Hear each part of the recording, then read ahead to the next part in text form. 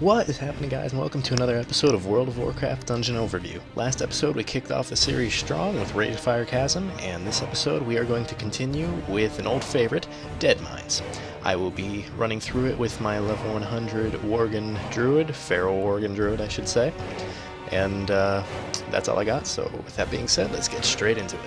The original Deadmines is a level 15 to 21 dungeon, but in Cataclysm it was given a level 85 Heroic mode, which is the version I'll be giving an overview of this episode.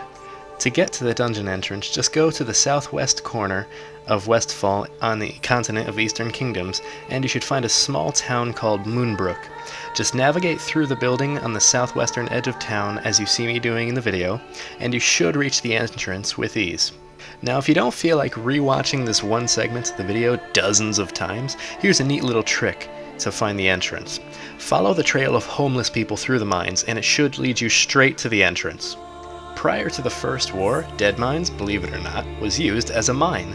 In fact, at the time, Deadmines was the single greatest source of gold in all of the human kingdoms.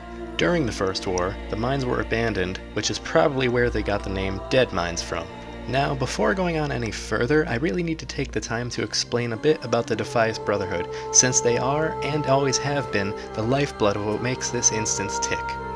After the Alliance retook Stormwind City during the Second War, King Tyrannus ordered the reconstruction of the city, hiring the Stonemasons Guild for the job. The Stonemasons' leader was Edwin Van Cleef, who is not only a master engineer, but a former assassin under Master Matthias Shaw of the SI-7 agency. The Stonemasons did rebuild Stormwind, but the House of Nobles had no more funds to pay the guild with, so rather than admit their fault, the nobles exiled the Masons from the city. The guild swore vengeance on the Alliance and set their base of operations in Westfall.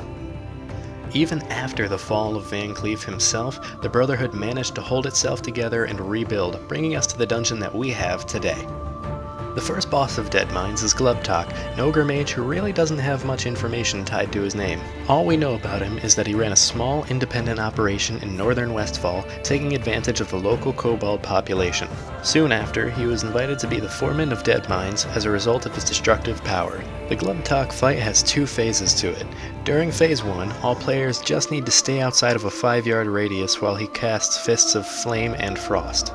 It should also be noted that Gleb Talk resets all players' threat generation whenever he blinks to a random player. Phase 2 activates when Gleb Talk reaches 50% health. Gleb Talk will cast Fire and Frost Blossom spells periodically at random locations, and Fire and Frost elementals will spawn wherever the spell lands. Gleb Talk will also create a firewall after casting Arcane Power, which slowly rotates around the room. The second boss of Deadmines is Helix Gearbreaker, a goblin formerly aligned with the Bilgewater cartel of the Horde. Helix felt he'd be able to make more of a name for himself in the Brotherhood, thus they hired him to construct the mast of the Defias Juggernaut ship seen later in the dungeon. Despite being a rogue, Helix seems to fear the shadows and prefers to fight in the light instead. Just like the last fight, Helix has two phases to his encounter. During phase 1, Helix rides on top of a lumbering oaf while throwing sticky bombs that damage players within 3 yards of each detonation. The oaf will periodically perform Oaf Smash, where he grabs a player and smashes them into a log for 60% of their health. The oaf will also throw Helix onto the back of another player. After leaving the player's back for the oaf again, Helix leaves a chest bomb, knocking the player up high and damaging other players within 6 yards of the blast. 4 members of Helix's crew will also appear on a log above the stage and throw more sticky bombs down. Phase 2 activates when the oaf dies, causing Helix to throw many more sticky bombs at players. Helix will also periodically leap onto players' faces while casting Chest Bomb and summoning his crew. The third boss of Deadmines is the Faux Reaper 5000, a modified harvest golem created by the Defias engineers based on the Faux Reaper 4000 model, built to, quote, slice through Stormwind's armored soldiers like a scythe through wheat. The Faux Reaper activates after defeating all other harvest golems in the room. Instead of a normal melee strike, the Reaper will strike Reaper Strike at all players within a 60-degree cone in front of it. The Reaper can activate Overdrive, greatly increasing its movement speed and moving around wildly. It will periodically cast Harvest, quickly moving to a random player's location and using Reaper Strike when reaching it. When the Faux Reaper hits 30% health, it enrages, dealing 100% more damage. Molten slags will periodically spawn throughout the fight, fixating and attacking a random player. One player per group can board a prototype Reaper to combat the slags, while the rest of the group fights the boss. The fourth boss of Deadmines is Admiral Rip Snitch. All that is known about Rip Snitch is that he, formerly James Harrington, was overcome with the Worgen curse, murdered his wife, son, and daughter in cold blood, and fled to Westfall. He is now the Admiral of the Defias Juggernaut ship. Rip Snarl's thirst for blood effect increases his attack speed by 20%, movement speed by 10%, and size by 5% for 10 seconds, and this effect can stack up to 20 times. Rip Snarl can cast Swipe, hitting up to 2 more players for melee damage. When reaching 75%, 50%, and 25% health, Rip Snarl activates the Fog. During this time, Rip Snarl himself vanishes, but vapors begin to spawn around the stage.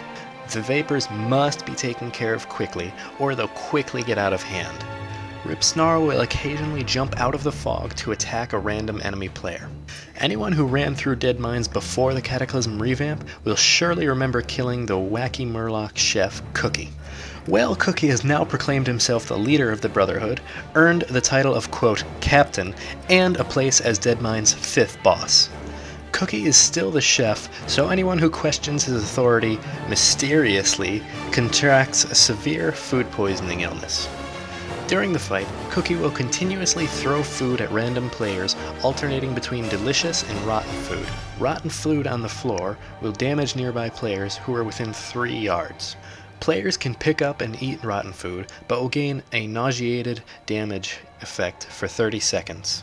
Players may also pick up and eat delicious food, giving them a satiated buff and removing 1 stack of nauseated. As a child, Deadmines' 6th and final boss, Vanessa Van Cleef, watched as adventurers sent by Stormwind killed and decapitated her father, Edwin Van Cleef. She then became the adopted daughter of some local farmers in Westfall, meanwhile becoming her father's successor as the Defias' true kingpin. While not as skilled as her father in combat, Vanessa is extremely proficient in making poisons, especially of the hallucinogenic kind. While her health is above 25%, Vanessa will cast Deflection, making her immune to all forms of damage for 10 seconds. She can also cast Deadly Blades, leaping behind a random enemy player and attacking them with a DOT. After her health hits 50%, Vanessa activates Fiery Blaze, setting the ship's deck on fire. Players can avoid the fires by using the rope swings on the edge of the deck. After Fiery Blaze, Vanessa activates Vengeance of Van Cleef, increasing her physical damage by 4%, melee attack speed by 4%, and size by 3%, and this effect can stack up to 40 times. At 1% health, Vanessa sets off one final explosion, which can be avoided by using the rope swings again. Well, I hope you guys enjoyed that episode, and maybe even learned something new about Deadmines. Next Dungeon Overview episode, we'll be covering Wailing Caverns, so you can be looking forward to that. So, as always, leave your comments in the comment section below if you want me to play anything like more World of Warcraft, more Hearthstone, more Ion, more Path of Exile, more Sniper Elite 2, more Minecraft minigames, or anything else that you could possibly think of. And the comment question still stands, trying to get the intro and outro songs to my videos. They're always the same, I never change them. Be sure to go check out John's channel. He is, not here currently, but yeah, go check it out anyways.